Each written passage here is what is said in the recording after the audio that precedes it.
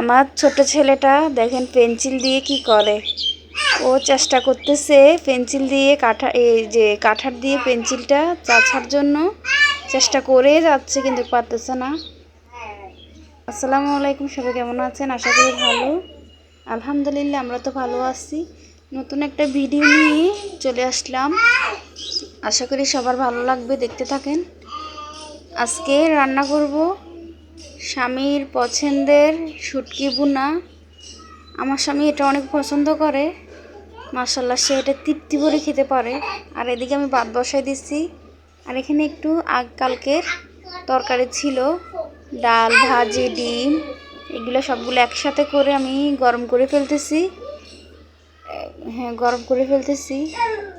দেখেন এখনও কালারটা খুবই সুন্দর লাগতেছে, মাশাআল্লাহ। আর বাজার থেকে শুটকি নিয়ে আসছে দুই রকমের, একটা হলো আপনার সুরি শুটকি আর লট্টে শুটকি। আর সুরি শুটকিটা এত ভালো আসছে, মানে শুটকির আছে না বাজে একটা স্মেল, মানে আর শুটকির গ্রান তো আলাদাই, তারপরও মানে একটু খারাপ অদ্ভুত একটা গ্রান আছে, ওই গ্রানটা আমি নিতে পারি না। বাট কিন্তু শুটকিগুলো ভালো আসছে, মাশাআল্লাহ।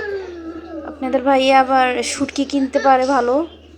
এদিকে আছে লট্টে শুটকি আর সুরি শুটকি, দুই রকমের শুটকি নিয়ে আসছে বাজার থেকে। আজকে সুরি শুটকির মরিচ খোলাটাই করব।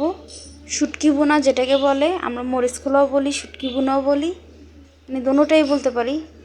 শুটকিটাকে আমি এখানে কেটে ফেলছি, যতটুকু লাগবে পরিমাণ মতো নিয়ে ফেলছি। এই যে এভাবে ছোটো ছোটো করে কেটে নিচ্ছি। এটাকে ভালোভাবে ফুটান্ত গরম পানি দিয়ে 7-8 মিনিট ভিজিয়ে রাখবো। ভিজানোর পরে শুটকিটা একটু নরম হয়ে সফট হয়ে আসবে, আর স্বাদের এই যে সাদা আবরণ, যেগুলো ময়লা আবরণ, সেগুলো উঠে যাবে। আর আমি এখন গরম পানি দিয়ে দিব এখানে, ফুটান্ত গরম পানি।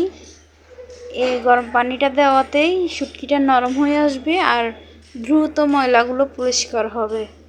আপনারা চাইলে এইভাবে চেষ্টা করে পরিষ্কার করতে পারেন। মানে আচ্ছা না, একটা যে টেনশন পরিষ্কার করব কিভাবে, আমার মতন গরম পানি দিয়ে পরিষ্কার করবেন, ইনশাল্লাহ পরিষ্কার হয়ে যাবে। আর আমি পেঁয়াজ, টমেটো, কাঁচামরিচ, ধনেপাতাও কেটে ফেলছি এখানে শুটকির জন্য। এখানে সবগুলোই শুটকি ভুনাতে যাবে। আর দেখেন পেঁয়াজ অনেকগুলো কাটছি, টমেটো বেশি করে কাটছি, এখানে কাঁচামরিচ। আর শুটকি ভুনাটা ঝাল ঝাল হতে হবে। আমার এই শুটকিটাও মানে ভিজানোর পরে যে নরম হয়ে আসছে, দেখেন কীভাবে।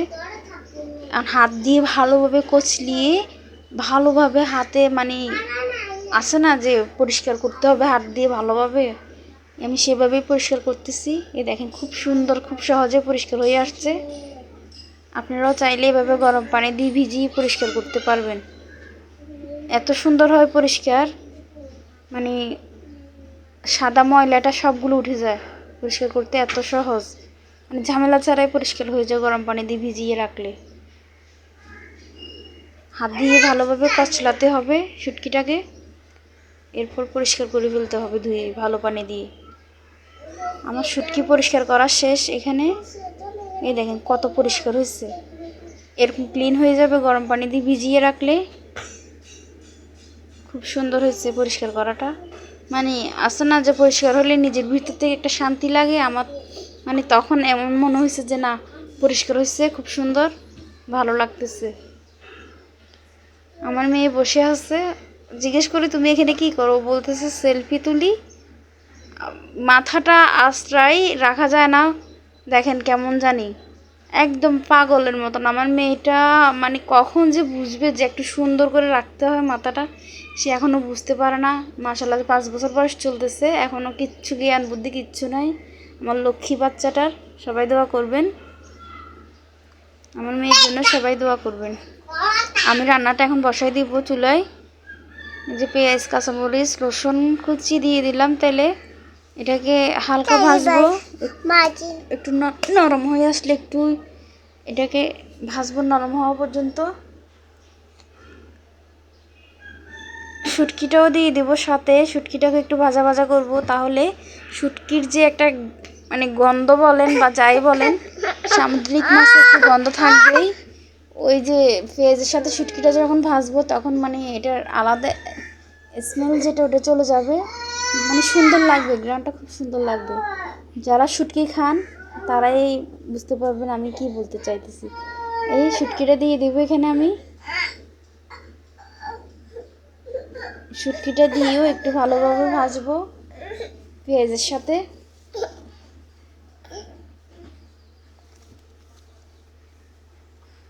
ভালোভাবে ভাজবো শুটকিটাকে এখানে।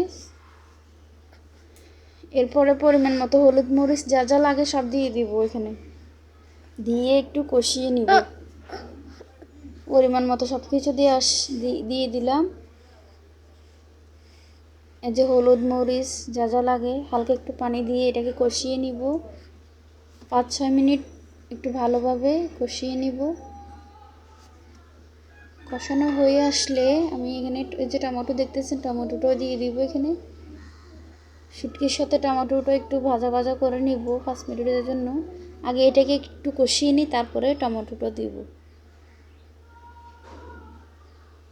কত সুন্দর লাগতেছে কষানোতেই, মাশাআল্লাহ। আমার কাছে তো অনেক সুন্দর লাগতেছে।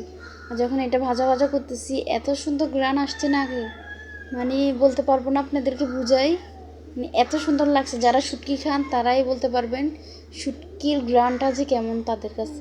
হ্যাঁ অবশ্যই অনেক আছে, অনেক মানুষ আছে, সবাই না অনেকেই আছে শুটকি পছন্দ করেন না। তাদেরকে বলবো যদি ভালো লাগে এইভাবে রান্না করে খেয়ে দেখবেন, মাশাআল্লাহ খুব সুন্দর লাগবে। আমার শুটকিটা ভাজা ভাজা হয়ে আসছে, এখন টমেটোটা দিয়ে দিব। এই যে আমার শুটকি ভাজা ভাজা হয়ে আসছে। এই তো আমি এখন টমেটো দিয়ে দিব। শুটকির সাথে টমেটোটা দিয়ে দিই, একদম 5-6 মিনিটের জন্য একটু ভাজা ভাজা করব। ভাজা ভাজা করব এখন। ভিডিও এডিট করতে আসলে আমি আমার ছেলে মেয়েদের জন্য একটু শান্তি পাই না, যদি বিশ্বাস করেন। এক একটা এক এক রকম করে, মানে আমি যে একটু কথা বলবো আমার ছেলে মেয়ে আমাকে একটু সুযোগ দেয় না। খেলা করবে তা না করে আমার কাছে আসি দুষ্টুমি করে। আর এদিকে দেখেন আমার টমেটোটাও একদম হালকা সফট হয়ে আসছে। এটাকে আমি খুন্তি দিয়ে ভালোভাবে এই যে মানে ভালো না গুটা গুটা বা ভেঙে দেওয়া, এই ভেঙে দিচ্ছি, একদম ভালোভাবে মিশিয়ে দিব। মানে টমেটোটা গোটা গোটা থাকলে ভালো লাগে না।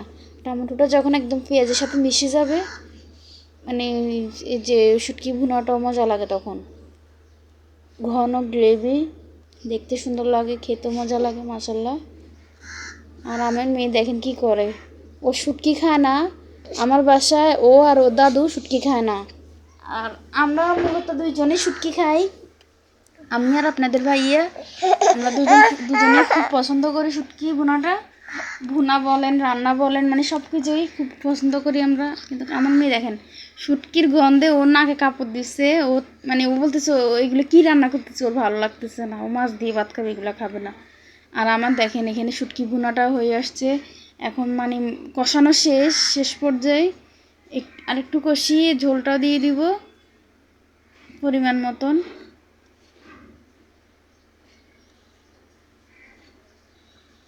এই যে ঝোলের পানি দিয়ে দিলাম পরিমাণ মতো, বেশি দিব না, হালকা সিদ্ধ হওয়ার জন্য পানিটা দেব। এটা তো অনেকক্ষণ ধরে কষানো হয়েছে, কষানোতেই রান্নাটা হয়ে আসছে। আর এখন পুরোপুরি সিদ্ধ হওয়ার জন্য ঝোলের পানিটা দিয়ে দিছি। আর দেখেন আমার রান্নাটাও মোটামুটি শেষ হয়ে আসছে।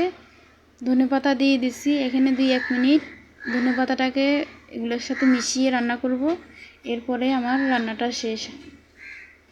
আর ভাবছি আপনাদের সাথে শেয়ার করব খাওয়ার সময়, আমি ভুলে গেছিলাম খাওয়ার সময় যে শেয়ার করব আপনাদের সাথে, আমার একদম মাথায় ছিল না।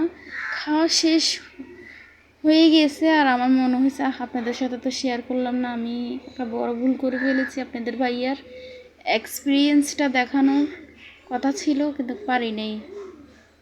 আর সেজন্যই এখানে বসে গেছে আমার মেয়ের একটু ভিডিও নিতে, সে ভাত খাচ্ছে দেখেন। সে তো শুটকি ভুনা নেই, ভাজি তরকারি ছিল সেটা নিয়ে বসছে। আর দেখেন কীভাবে ভাত খাচ্ছে।